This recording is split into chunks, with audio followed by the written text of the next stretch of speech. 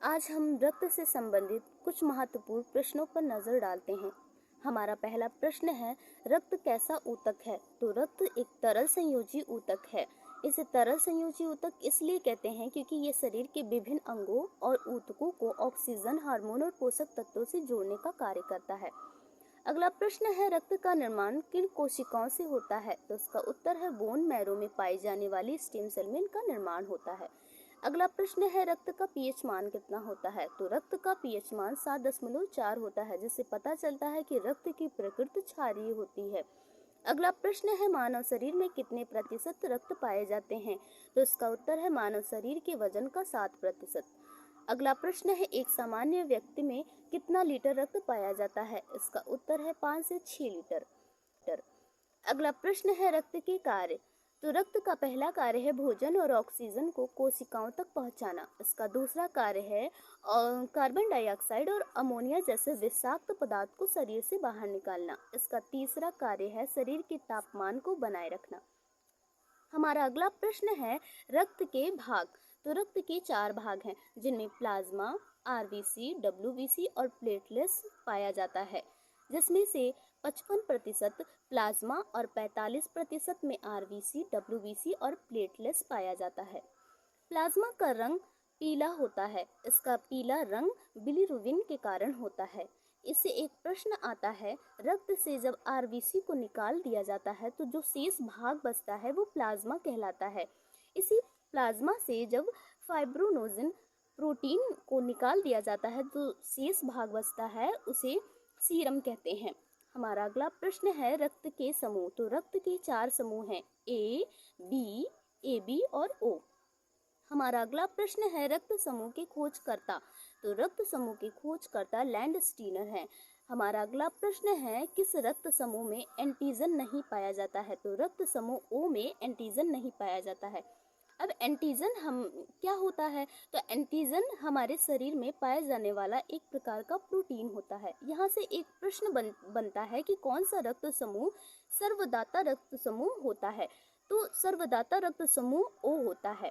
अब ओ में कोई एंटीजन नहीं पाया जाता है, इसीलिए यह सभी को रक्त दे सकता है, लेकिन अपने ग्रुप को छोड़कर किसी से रक्त नहीं प्राप्त कर सकता, इसीलिए इसे सर्वदाता कहते हैं। अगला प्रश्न है, रक्त में कौन सा धातु पाया जाता है? तो रक्त में लौह धातु पाया जाता है। अगला प्रश्न है, किस रक्त समूह में एंटीबॉडी नहीं पाया जाता है? तो रक्त समूह एबी में एंटीबॉडी नहीं पाया जाता है।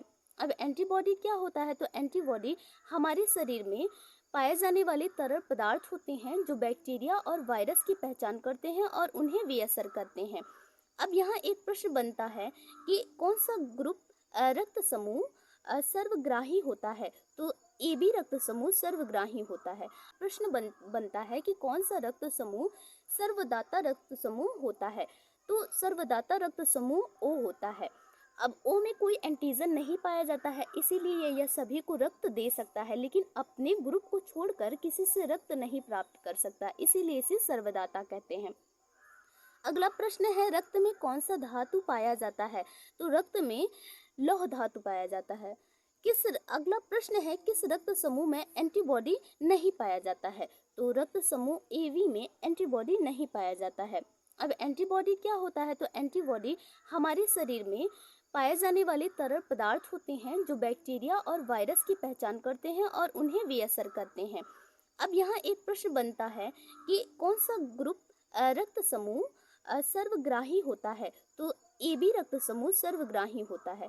अब एबी में कोई एंटीबॉडी नहीं पाई जाती है, इसीलिए यह सबसे रक्त को ले सकता है, लेकिन अपने ग्रुप को छोड़कर किसी को रक्त नहीं दे सकता है, इसीलिए इसे सर्वग्राही कहते हैं।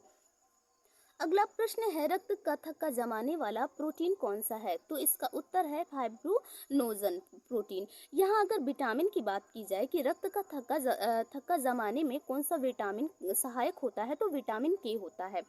अगला प्रश्न है, डब्ल्यूबीसी का निर्माण कहाँ होता है? तो डब्ल्यूबीसी का निर्माण भी आरबीसी की तरह हड्डियों के अंदर अस्थि मज्जा में ही होता है।